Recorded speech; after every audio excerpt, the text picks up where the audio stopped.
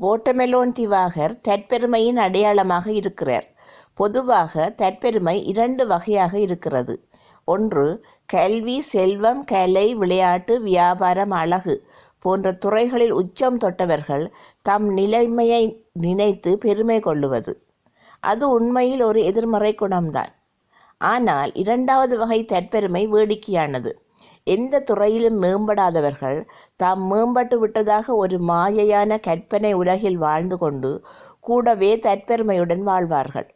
எமது big pass வாட்டர்மெலோன் star இந்த ரகத்தை சேர்ந்தவர்தான்.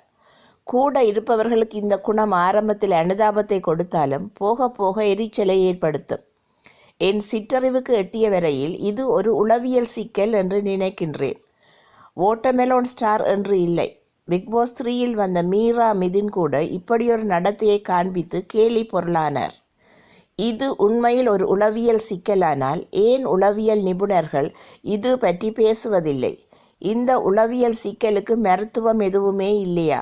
இப்படியான தற்பெருமையில் உணர்பவர்களுக்கு அன்பாக சொன்னாலும் புரிவதில்லை, கோபமாக சொன்னாலும் உரைப்பதில்லை, கேலி கிண்டல் பண்ணினாலும் விளங்குவதில்லை. ஒருவேளை இந்த பிக் பாஸ் வீடும் அது தரும் நெருக்கடிகளும் வாட்டர்மெலோன் திவாகருக்கு தன் நிலை அறிய உதவி செய்யுமா?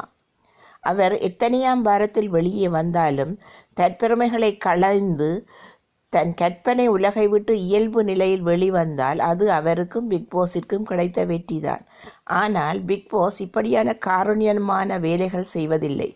பரிசோதனைக்கு கிடைத்த எலி போல இன்னும் துன்புறுத்தி சிதைத்து அனுப்பினாலும் ஆச்சரியப்படுவதற்கில்லை. பொறுத்திருந்து பார்ப்போம். நன்றி, வணக்கம்.